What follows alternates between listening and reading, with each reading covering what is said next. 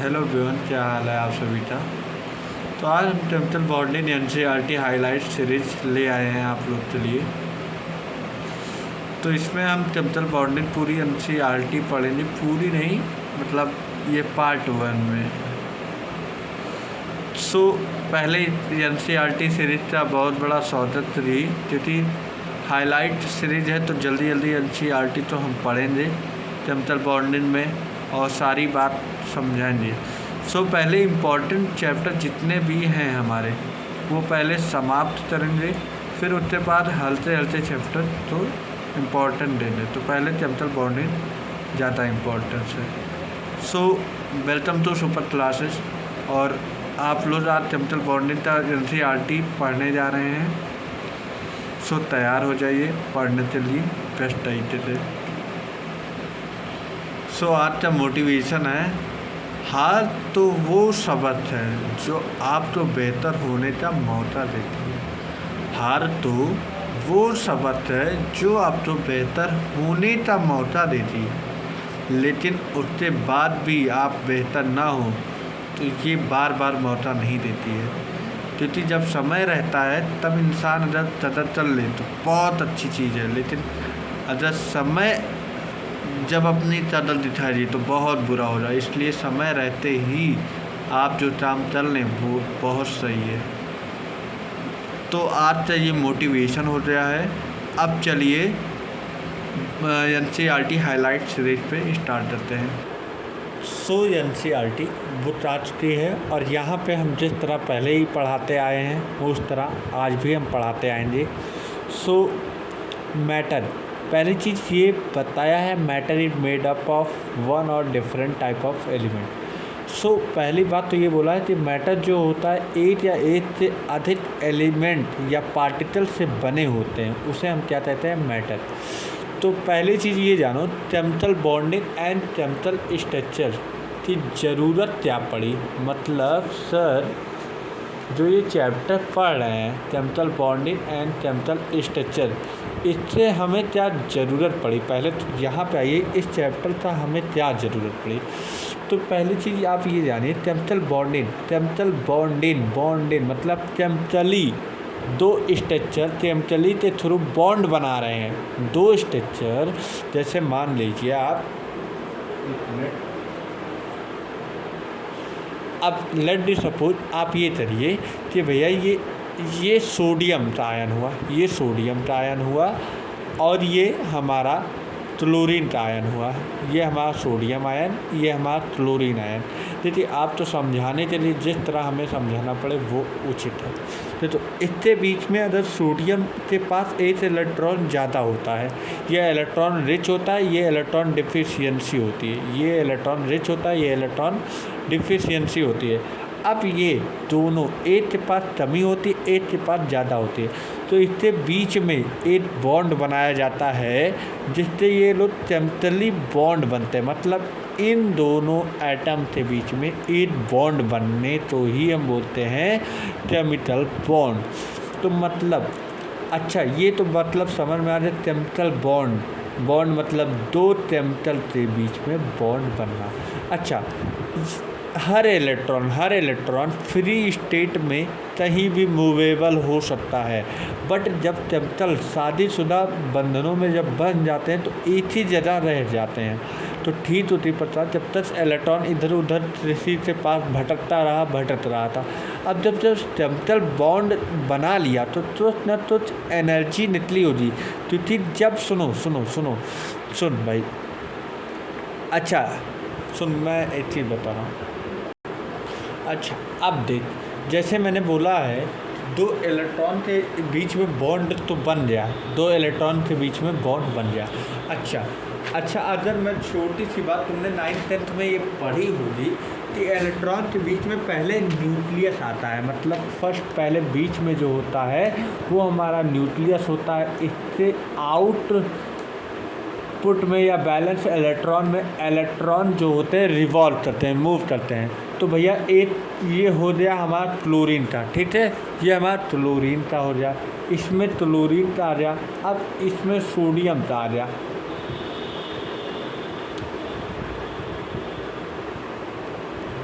ठीक है। अच्छा, फिर तुमने 10th में जब इलेक्ट्रिक करंट पढ़ रहे हो जे, उसमें तुमने सुना होगा कि जो ये पॉजिटिव और पॉजिटिव दोनों तो रिपेल करेंगे, मतलब सेम चार्ज जो होगा रिपेल करेगा।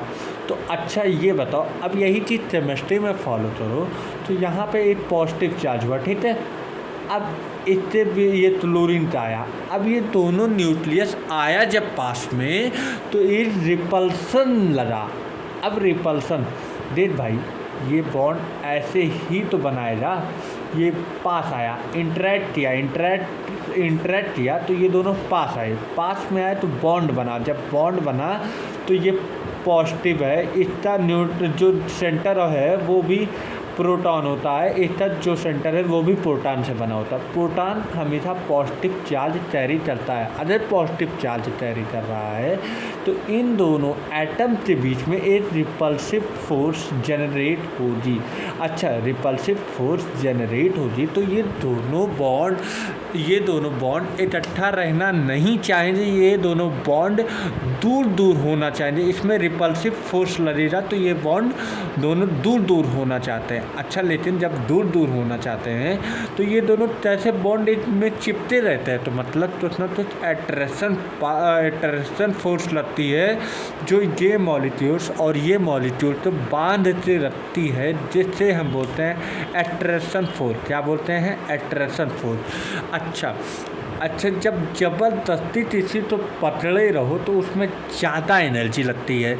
जब ज़बरदस्ती इन दोनों मॉलिक्यूल तो दोनों तो एक अट्रैक्शन फोर्स से पकड़ा हुआ है, जिससे कि इन दोनों का बॉन्ड बना रहे। अब इन दोनों का बॉन्ड बना हुआ है तो एक अट्रैक्शन फोर्स रहा है, तो इसमें तेज़ी से इन दोनों मॉलिक्यूल तो पतले हुए, इसमें एनर्जी निकलेगी तो बॉन्डिंग थी, तो बॉन्डिंग की एनर्जी जब निकलेगी तब इन दोनों तो टाइटली बाउंड कर सकते हैं।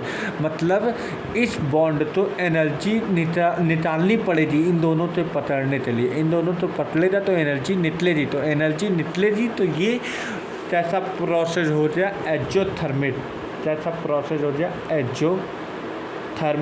प्रोसेस हो जाए।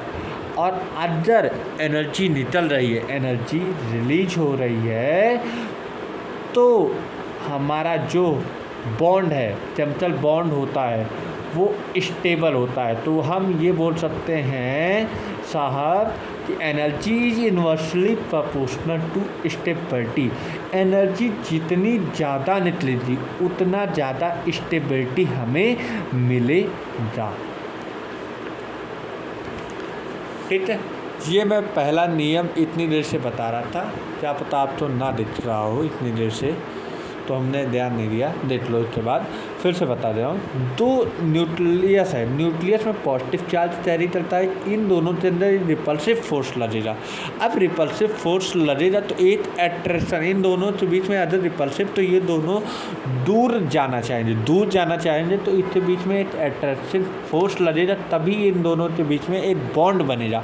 अच्छा, अट्रैक्शन बॉन्ड ज़बरदस्ती किसी पकड़ना, तो मतलब कुछ ना कुछ एनर्जी लगाना होता है, तो एनर्जी लगाएंगे तो जो हमारी एनर्जी रहेगी वो रिलीज होगी। अच्छा, एनर्जी जब रिलीज हो रही है तो इन दोनों से टाइटली बाउंड पकड़े हुए हैं, तो इन दोनों पकड़ने के लिए बॉन्ड बना, बॉन्ड तो पकड़ने के लिए टाइटली बॉन्ड बन जाएगा, फिर वो एनर्जी रिलीज होगी। तो जितनी ज़्यादा इन दोनों की एनर्जी रिलीज होगी उतना ये एटम स्टेबल होगा। ठीक है, समझ में आया? तो अब हम NCERT पे फोकस करते हैं, क्योंकि ये NCERT सीरीज है, तो स्टार्टिंग में जितनी मैंने नॉलेज देना चाहा वो दे दिया है। ठीक है, अब ये नॉलेज का आप उपयोग करें। Matter each are made up of one और डिफरेंट टाइप ऑफ एलिमेंट। जो मैटर होता है, जो हमारा मैटर होता है, वो डिफरेंट टाइप ऑफ एलिमेंट या पार्टिकल या किसी से बना होता है, वो उसे हम मैटर बोलते हैं। ठीक है, under normal condition no other element exist as an independent atom in nature. जब हर कोई एलिमेंट एक्सेप्ट नोबल गैस, ठीक है, हर एक एलिमेंट स्टेबल होना चाहता है। हर एक इंसान, तुम पढ़ाई कर रहे हो तो इसलिए स्टेबिलिटी के लिए तुम कहीं ना कहीं एक चीज़ अचीव करना चाहते हो, तो हर एक एलिमेंट वो स्टेबल होना चाहता है। क्यों? क्योंकि वो उसकी एनर्जी ज़्यादा लेना चाहता। तुम क्यों स्टेबल होना चाहते हो? तुम्हें डॉक्टर बनना, डॉक्टर में एक तुम्हें एक अंदर सा एक वो मिलता है, जैसे बोल सकते हैं एनर्जी। तुम्हें एक एनर्जी मिलती है, तुम्हें एक किक मिलती है उससे, तो तुम उधर ज़्यादा फोकस हो। तो different type of element under normal condition, लेकिन नो अदर एलिमेंट, हर कोई एलिमेंट अपने एटम के नेचर में इंडिपेंडेंट नहीं रहना चाहता है, एक्सेप्ट नोबल गैस। क्यों नोबल गैस नहीं रहना चाहता? नोबल गैस क्यों? अपनी दुनिया में एकदम संतुष्ट है, उसे कोई ज़रूरत नहीं है दूसरे एलिमेंट तो, क्योंकि भैया इसका ऑर्टेट कंप्लीट रहता है। इसका ऑर्टेट कंप्लीट रहता है तो मतलब ये बड़ा स्टेबल एलिमेंट हुआ। भैया हमने पीरियोडिक टेबल में पीरियोडिसिटी में पढ़ा चुका है, जो नोबल जैसे एलिमेंट होते हैं वो बहुत स्टेबल हो चुके होते हैं। However a group of atom is found to exist together as one species having characteristic property. Such a group of atom is called a molecules. और इन्हीं सारे एटम एक दूसरे से मिलकर क्या फॉर्मेशन चलते हैं? मॉलिक्यूल्स का।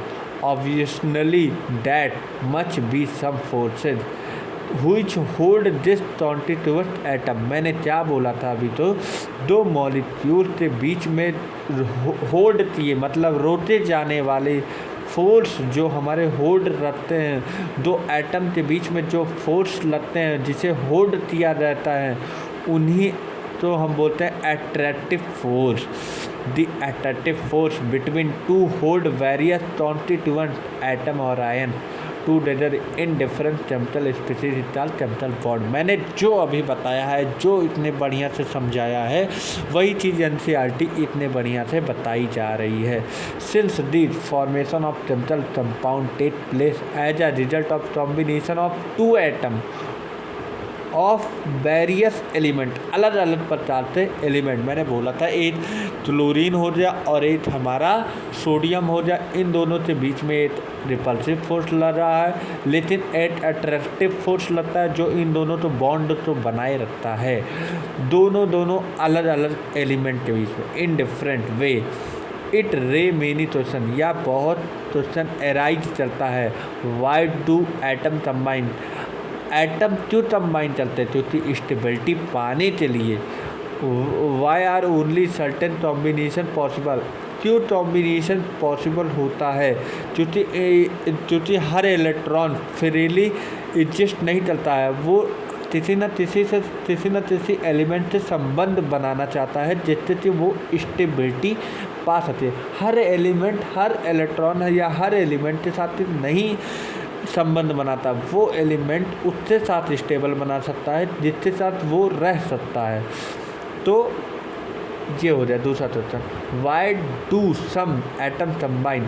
एटम क्यों कंबाइन होते हैं? While certain other do not. Why do molecule possess different shape? अलग अलग मॉलिक्यूल के अलग अलग शेप होते हैं, वो आगे पढ़ोगे। To answer such type of different theories and concept had been forward from time to time. आते आते हम सारी ये कहानियाँ पढ़ेंगे। तो भैया दो साइंटिस्ट थे, एक ट्रॉसेल हुए एक लुइस हुए। कौन थे? एक ट्रॉसेल हुए एक लुइस। इन्होंने क्या दिया? Balance cell electron pair repulsion theory, मतलब BSEPR थ्योरी दी, विस्पर थ्योरी दी, और बैलेंस बॉन्ड थ्योरी आया। फिर MOT आया, मॉलिक्यूलर ऑर्बिटल थ्योरी आया। और यही चीज़ हमारे बॉन्डिंग में कुछ न कुछ इवोल्यूशन लाया। मतलब पहले अनमेच्योर था, अब मैच्योर की तरफ भाग रहा है। मतलब अभी तक इसके बारे में बहुत कम जानते थे, अब उससे आगे जान रहे हैं। फिर उससे आगे नए साइंटिस्ट आए, वो बताए। फिर उसके बाद MOT आया, MOT के बाद अलग अलग अपनी थ्योरीज आई। उसके बाद हम आगे पढ़ेंगे। तो closely been related to the development in the understanding of the structure of atom। ये तुम सेकंड चैप्टर में पढ़ोगे the electronic configuration of element and the periodic table every system trend more stable bonding in nature way of lowering the energy system to attain stability. देख लो, यही बात मैंने बोला, एवरी सिस्टम, हर एक सिस्टम स्टेबल होना चाहता है, मोर स्टेबल होना चाहता है, लेकिन bonded in nature way to lowering the energy. मतलब भैया एनर्जी तो जो होता है वो रिलीज करते वो स्टेबिलिटी की तरफ जाना चाहता है। ठीक है, तो अब इससे आगे टॉर्सल लुईस अप्रोच क्या दिए ये देखते हैं। In order to explain the formation of chemical bond in term of electron, ये पहले कौन से टर्म में दिए बॉन्ड बताने थी, केमिकल बॉन्ड जो बनाई गई थी इन्होंने सबसे पहले किस फॉर्म में बताए, इलेक्ट्रॉन के टर्म में बताए। A number of atoms were made but it was only 1916 में जिन्होंने पहली बार अटेम्प्ट किया किस टर्म पे, इलेक्ट्रॉन के टर्म पे।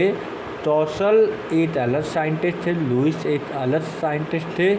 Independently in giving a satisfactory explanation, और इसके बारे में पहली बार इन्होंने एक्सप्लेनेशन दिया। There was the first to provide some logical explanation of valence which had the based on the inertness of noble gas. सबसे बड़ी बात, जो एक्सप्लेनेशन दिए हैं किसके बेस पे दिए हैं, inertness of noble gas. Important point यहाँ से क्वेश्चन पूछा जा सकता है कि जो हमारे टॉर्सल और लुईस थे वो कौन से बेस पे दिया गया है, इंटरनेस ऑफ नोबेल गैस। ठीक है, Lewis picture the atom in term of a positively charged, उसे टर्नल नाम दिए। जो पॉजिटिवली चार्ज होता है उसे टर्नल। The nucleus plus the inner electron and the outer shell that are एटोमिलेट अ मैक्सिमम ऑफ 8 इलेक्ट्रॉन। इन्होंने बोला है कि जो हमारे इनर इलेक्ट्रॉन जो होंगे वो न्यूक्लियस की तरफ होंगे और आउटर सेल के इलेक्ट्रॉन वो मैक्सिमम 8 इलेक्ट्रॉन होने चाहिए। ही फर्दर एज्यूम, ये बाद में एज्यूम किए, that the 8 electron occupy the corner of a tube, और वो कहाँ पे ऑक्यूपाई करे, कॉर्नर ऑफ द ट्यूब। ये भी एक पीवाई ट्यूब बन सकता है। हुई surrounding kernel third the single outer shell electron of sodium, एक single electron of sodium, sodium के पास 8 इलेक्ट्रॉन होते हैं। Would occupy 1 corner of the tube, वो एक ट्यूब का एक कॉर्नर ही ऑक्यूपाई कर सकता है। While the case of a noble gas all 8 corner would be occupy. ये सबसे बड़ी इम्पोर्टेंट है। नोबेल गैस से तो नोबेल गैस से इलेक्ट्रॉन 8 कॉर्नर तो ऑक्यूपाई करेंगे, दी ऑक्टेट ऑफ इलेक्ट्रॉन, और यही इन्हीं तो बोला जाता है डिस ऑक्टेट ऑफ इलेक्ट्रॉन। इन्होंने ही ऑक्टेट मतलब 8वें पूरा इलेक्ट्रॉन ऑक्यूपाई करेंगे, represent a particularly stable electronic arrangement, और ये पूरे स्टेबल अरेंजमेंट दिखाएंगे। नोबेल जैसे स्टेबल होता है ना, और स्टेबल होता है तो स्टेबल अरेंजमेंट दिखा रहा है, स्टेबल अरेंजमेंट दिखा रहा है तो उसके पास ऑक्टेट कंप्लीट हो जाता। तो ये बोला जब ऑक्टेट कंप्लीट हो जाए तो 8 कॉर्नर पे पाए जाएंगे, 8 कॉर्नर पे पाए जाएंगे तो ऑक्टेट इनके ऑक्टेट में 8 इलेक्ट्रॉन भरे होंगे, 8 इलेक्ट्रॉन भरे होंगे तो ये स्टेबल इलेक्ट्रॉनिक कॉन्फ़िगरेशन दिखाएंगे।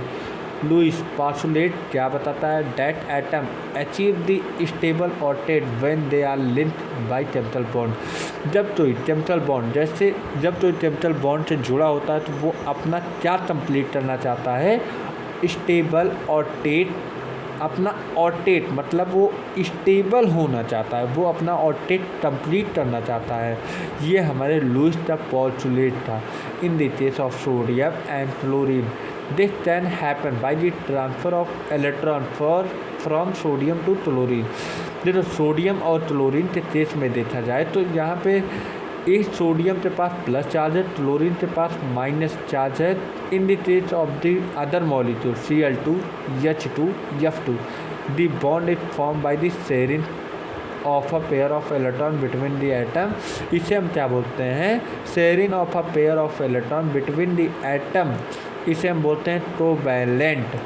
आज हम कोवैलेंट की बात करेंगे, ठीक है, आज हम कोवैलेंट की बात करेंगे, ठीक है। फिर उठवा इन the case of the other molecules Cl2, H2, F2, etc. The bond is formed by the sharing of a pair of electrons between the atom. It's called covalent bond. In the process, each atom attain a stable outer or state of electron. यही मैं बोल रहा हूँ, हर एक atom अब stable होना चाहता है, स्टेबल मतलब और स्टेट कंप्लीट करना चाहता है अपना। अब Lewis symbol in the formation of a molecule, जब मॉलिक्यूल का फॉर्मेशन हो रहा था तो only the outer shell electron take part in a chemical combination. जब मॉलिक्यूल का फॉर्मेशन हो रहा था तो हमारा आउटर सेल इलेक्ट्रॉन होता है वो केमिकल कॉम्बिनेशन में पार्ट लेता है, and they known as the valence electron. जो हमारे बैलेंस इलेक्ट्रॉन मतलब जो हमारे बाहरी परत में, जो हमारे बैलेंस इलेक्ट्रॉन में पाए जाते हैं, ये हमारे बैलेंस फॉर्मेशन। अच्छा देखो, दो इलेक्ट्रॉन का फॉर्मेशन हो रहा, तो ये जो इलेक्ट्रॉन है वो ये बाहरी लेयर में पाए जाएंगे, तो बाहरी लेयर में पाए जा रहे हैं भैया, तो इन दोनों तो बोलते हैं वैलेंस सेल बोलते हैं। क्या बोलते हैं? वैलेंस सेल, ठीक है। तो यही बता रहा है, जब इलेक्ट्रॉन का मॉलिक्यूल का फॉर्मेशन होता है तो outer shell electron take place in chemical combination and they are valence electron. The inner shell are well protect and are generally not involve in the combination process. और जो हमारी inner cell होंगी, ये हमारा inner cell होगा, तो inner cell ये combination में टेक ओवर नहीं लेंगी, मतलब ये टेक प्लेस नहीं करेंगी, ये टेक प्लेस नहीं करेंगी। बट आउटर सेल जो होता है ये हमारा कॉम्बिनेशन में टेक प्लेस करेगा, बट हमारा जो इनर है वो हमारा टेक प्लेस नहीं करेगा, ठीक है। अब सुनो, यहाँ तक हो चुका। Generally Lewis and American chemistry, देखो लुईस जो थे अमेरिकन के केमिस्ट्री से introduce simple notation to represent valence electron in an atom. These notation are Lewis symbol, उसे हम क्या बोलते हैं? Lewis symbol. For example Lewis symbol of the electron of the second period are and. अच्छा, lithium के पास 2 electron हुए तो 8 ऊपर सिंबल से दिखाए हैं। देखो पॉइंट जो है यही लुईस का पॉस्टुलेट था, वो सिंबल से दिखाते थे। देख लो, उनके पास बैलेंस इलेक्ट्रॉन में 4 electron, 5 electron, 6 electron, 7 electron, 8 electron. ये स्टेबल होता है, ये स्टेबल 8 इलेक्ट्रॉन मिल जाए तो ये फिर नियॉन के बराबर हो जाए तो ये भी स्टेबिलिटी चाहता है। लेकिन इसका ऑक्टेट कंप्लीट है, बट लिथियम के पास 2 इलेक्ट्रॉन है, तो तुम जानते हो 1s1 और 1s2, मतलब तुम ये जानते हो 1s1 और 1s2। तो जिसके पास 1s2 है, 2 मतलब यस इलेक्ट्रॉन में दोनों भरा हुआ है, तो इसे हम बोलते हैं डुबलेट बोलते हैं। जिसके पास डुबलेट मात्र यही 1 2 हाइड्रोजन हीलियम लिथियम ही दिखाता है, हाइड्रोजन हीलियम और लिथियम ही दिखाते हैं डुबलेट। कौन क्या दिखाते हैं? डुबलेट। और बाकी उसके बाद वाले जितने भी आइटम हैं सब ऑक्टेट शो करते हैं। क्या करते हैं? ऑक्टेट। तो डुबलेट कौन सा होता था? हाइड्रोजन हीलियम लिथियम और एक बेरिलियम हो जाए, सॉरी बेरिलियम भी नोट कर लेना, एक हमारा बेरिलियम भी हो गया, ठीक है। ये हमारे चारों जो एलिमेंट है ये डुबलेट शो करते हैं और बाकी सब ऑक्टेट कंप्लीट करते हैं। Significance of Lewis symbol, the number of dot around the symbol represent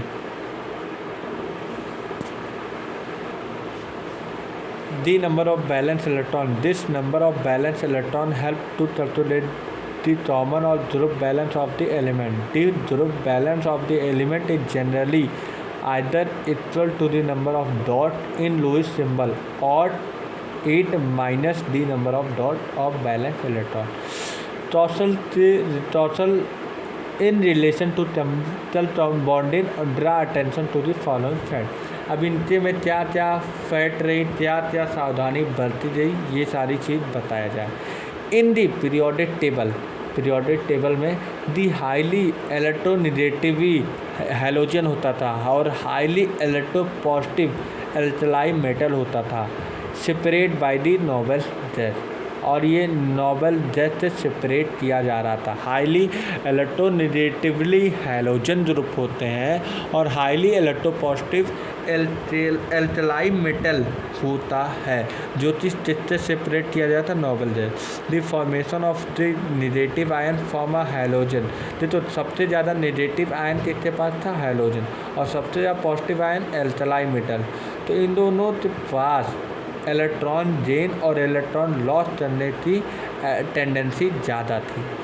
the negative and positive ion thus from attain stable noble electronic configuration the noble gas with the exception of helium. मैंने बोला hydrogen, helium, lithium, beryllium, ये दोनों देखो the negative and positive ion thus form attain stable noble gas. मतलब जो हमारे noble gas होते हैं वो हमारे स्टेबल इलेक्ट्रॉनिक कॉन्फिगरेशन शो करते हैं, but with the exception of helium क्या शो करता है? डुप्लेट. मैंने अभी बताया था हीलियम जो होता है वो डुप्लेट शो करता है of electron have a particularly stable. क्योंकि वो यस ब्लॉक में 2 इलेक्ट्रॉन पाए जाते हैं, वो पहले से स्टेबल हैं, तो वो और टेक क्यों पूरा करना चाहिए. जब तो इंसान स्टेबल हो जाता है, अगर तुम नीट पास कर लियो, अगर अब तुमसे बोला जाए जब फिर से नीट एग्ज़ाम दे, तो तुम क्यों करना चाहोगे? क्योंकि तुम्हारा निकल चुका है. जब तुम स्टेबल हो चुके हो तो तुम स्टेबल बार बार क्यों होना चाहोगे? तो ये भाई स्टेबल हो चुका है, तो इसका डुप्लेट कंप्लीट हो चुका है, इसलिए with the exception of duplet the negative and positive ion are stabilized by the electrostatic attraction. और मैंने बोला था दो मॉलिक्यूल के बीच में एक अट्रैक्शन पावर लगती है, उसे हम बोलते हैं इलेक्ट्रोस्टैटिक अट्रैक्शन. तो जैसे कि sodium and chlorine according to above of the thing can explain. ये देखो ये सारी चीज़ बताई गई है, ये सारी चीज़ एनसीईआरटी ने दिया है. The bond form as a result to the electrostatic attraction between the positive and negative ion was term as the electrovalent bond. The electrovalence in thus equal to the number of unit charge on the ion. This calcium is assigned to a positive electrovalence 2 while chlorine is a negative electrovalence of 1. Chlorine के पास -1 होता है और calcium के पास +2 होता है. टॉसल postulate क्या दिए? Provide the basis for the modern concept regarding to ion formation. ये कौन से बेसिस पे? आयन फॉर्मेशन के बेसिस पे दिया गया था. Bye electron transfer and the formation of ionic crystalline compound he view. इन्होंने क्या देता है? Prove to be a great value of the understanding and the systematic of the ionic compound. और इन्होंने बताया है, प्रूफ किया है कि भैया जो हमारा अंडरस्टैंडिंग और systematic of the ionic compound, जो आयन से हमारे बॉन्ड बनाएंगे वो इस अंडर सिस्टमेटिक वे में जो हमारे आयन शेयर होते हैं. मतलब एक सोडियम था, एक क्लोरीन था, जब आयन बनाएंगे तो वो पूरी तरीके से आयन दोनों में इक्वली डिवाइड हो जाते हैं, कम्प्लीटली चले जाते हैं, कम्प्लीटली हो जाते हैं. As the same time he did recognise the in fact that a large number of compound did not fit into a this counter. और लेकिन भैया ये ज़्यादा बहुत थोड़े एलिमेंट के लिए तो सही बैठा, लेकिन ज़्यादातर एलिमेंट के लिए ये नहीं बैठा. तो ऑक्टेट रूल क्या है अब आगे देख लेते हैं. टॉसल and Lewis in 1960 developed an important theory of chemical combination between atom known as electronic theory or chemical bonding. According to this, atoms can combine either by transfer of valence electron from one atom to another atom by the process of joining or losing, or by sharing of the valence in the electron in order to have octet in their valence shell is known as the octet electron. देखो octet rule यह बोलता है कि भैया जब दो electron के बीच में जब बॉन्ड बन रहा है तो वो आयनिक बने या पूरे इलेक्ट्रॉन की शेयरिंग हो जाए या equal sharing of balance electron in order have a octet, मतलब दोनों के एटम के बीच में ऐसी शेयरिंग हो कि दोनों स्टेबल हो जाए तो ये ऑक्टेट कंप्लीट कर लें तो उसे हम क्या बोलते हैं ऑक्टेट रूल। दो इलेक्ट्रॉन के बीच में अगर जब ऑक्टेट कंप्लीट हो जाए तो ऑक्टेट रूल होता है। अब ठीक है, चलो अब इसके बाद हमारे केमिकल बॉन्ड है वो दो चीज़ में बटे हुए हैं। देखो एक स्ट्रॉन्ग बॉन्ड होते हैं, एक वीक बॉन्ड होते हैं। स्ट्रॉन्ग बॉन्ड तो हम क्या बोल सकते हैं इंटरमॉलिक्यूलर बॉन्ड, क्या बोल सकते हैं इंटरमॉलिक्यूलर बॉन्ड, और वीक बॉन्ड तो हम बोल सकते हैं intra molecular bond, intra molecular bond. अब स्ट्रॉन्ग बॉन्ड में चार प्रकार में बटाए, कोवैलेंट, कोऑर्डिनेट, आयनिक, मेटेलिक। ठीक, फिर हमारे पास जो वीक बॉन्ड दो में hydrogen bonding, at van der Waals force of attraction. देख लो मैं एनसीईआरटी के साथ तुम्हारे पास नोट्स भी इतना बढ़िया बेहतरीन है, मैं तुम्हारे पास और बेहतरीन केमिस्ट्री में हम तुम्हें इंटरेस्ट ला रहे हैं, तुम हमसे इंटरेक्ट करवा रहे हैं कि जो केमिस्ट्री में तुम लोग भागते हो उससे भागो नहीं, भागने से तो थोड़ी ना होंगी, उससे तुम्हें इंटरेक्ट कराओ, इतना बढ़िया तुम्हें पढ़ाऊँगा तुम्हें समझ में आएगा। कोवैलेंट बॉन्ड, बॉन्ड मैंने बोला था bond is form as a result of the sharing of an electron pair, sharing of equal electron pair where each combining atom contribute at least one electron to the shared pair। ठीक है, सो NCERT ने octet rule के बाद direct covalent bond आ गया। अब covalent bond में लैंडम्यूर एक scientist थे 1919 में रिफाइंड दी लुइस पॉस्टुलेट, इन्होंने रिफाइंड किया मतलब इन्होंने दोबारा लुइस का पॉस्टुलेट पढ़ा और बताया a bonding the idea of the stationary cuboidal arrangement of the octet and by the introduction of the term of covalent bond. अब इन्होंने बोला कि जब आप इलेक्ट्रॉन को रीअरेंजमेंट कर रहे हो तो इलेक्ट्रॉन आउटर लेयर में हो जा, आउटर लेयर में हो जा मतलब तुम ये जानो जबकि आउटर में हो जा ये तो इनर हो जा, न्यूक्लियस के पास में जो हो रहा वो तो हो रहा, लेकिन आउटर में जो इलेक्ट्रॉन हो रहा वो एक तरह बैठेगा ही नहीं, ये रिवॉल्व होता रहेगा, ऐसे ऐसे ऐसे ऐसे इलेक्ट्रॉन की तरफ पे इलेक्ट्रॉन पे नाचेगा, ये एक तरह स्टेशनरी नहीं रह रहा, ये एक इलेक्ट्रॉन रेस्ट में रहेगा ही नहीं, तो तुम कैसे आयनिक बॉन्ड तुम शेयर कर ले रहे हो, क्योंकि ये एक फ्लक्चुएट हो रहा है, ये इलेक्ट्रॉन आ रहा है तुरंत चला जा रहा, आ रहा है जा रहा, आ रहा है जा रहा, आ रहा है जा रहा, फ्लक्चुएट हो जा रहा है भैया। इसलिए यहाँ पे इलेक्ट्रॉन तुरंत आया तुरंत गया, तुरंत आया तुरंत गया, तुरंत आया तुरंत चला जा रहा है, तो ये स्टेशनरी नहीं है। इन्होंने बोला है कि stationary cuboidal arrangement of the octet and by the introduced by the term of covalent, और इसीलिए इन्होंने एक टर्म दिया covalent bond. The Lewis Langmuir theory can be understood by the considering the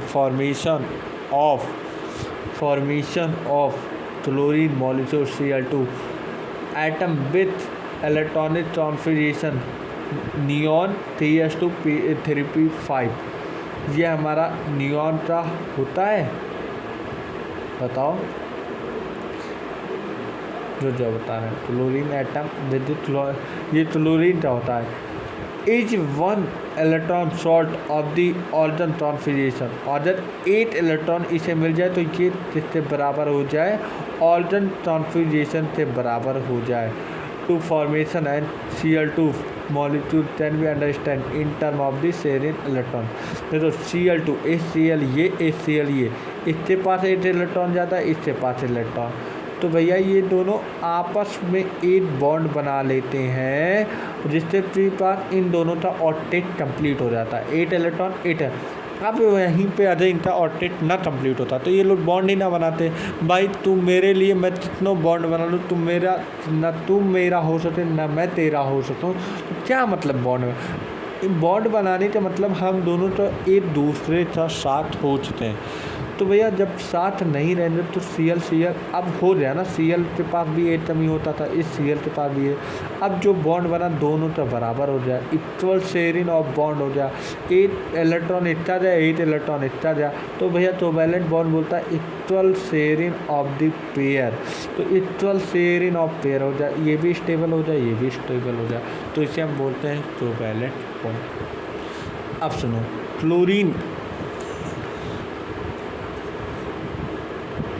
chlorine atom attend the outer shell octet the nearest noble gas. Chlorine के पास argon होता है। The dot represent electron, dot क्या represent करता है? Electron. Such structure are referred at the Lewis acid structure, और इतनी structure तो हम क्या बोलते हैं? Lewis dot structure. The Lewis dot structure can be written for other molecules also in which the combining atom may be identical or different. The important condition being that each bond is formed as a result of the sharing of electron। हर एक bond sharing of electron के pair से बने होने चाहिए between the atom. क्योंकि भैया हर एक electron तभी बनेगा 2 एटम के बीच में बनेगा, 2 एटम के बीच में बनेगा तो शेयरिंग इलेक्ट्रॉन पेयर होने जरूरी। Electron combining atom contribute at least 1 electron to the shared pair। The combination atom attend the outer shell noble gas configuration as a result of the sharing of electron। Thus, in water and carbon tetrachloride molecule formation of covalent bond can be written। देख लो ये इतना structure है। फिर उसके बाद आगे की video में कल अपलोड हो जाएगी। तो आप तो यहाँ तक पूरी NCERT से डायरेक्ट पूरी एकदम समझ में आ रही होगी, समझ में आ रही होगी, एकदम रट उठा हो रहा और एक भी कमी नहीं हो रहा। तो इसी के लिए आप मेरे चैनल को लाइक करें, सब्सक्राइब करें। और इसी तरह आज पार्ट 1 है, फिर कल पार्ट 2 आएगा। मतलब ये 4-5 वीडियो में ये सारे लेक्चर ख़त्म हो जाएंगे। लेकिन उससे पहले आपका कर्म है कि आप ये लगातार पढ़िए, फिर उसके बाद NCERT पढ़िए, फिर उसके बाद NCERT पढ़िए, जब तक NCERT ना समझ में, क्योंकि NCERT ही हमारी जगत जननी है, इसे ही पढ़ना है। Thank you for watching me.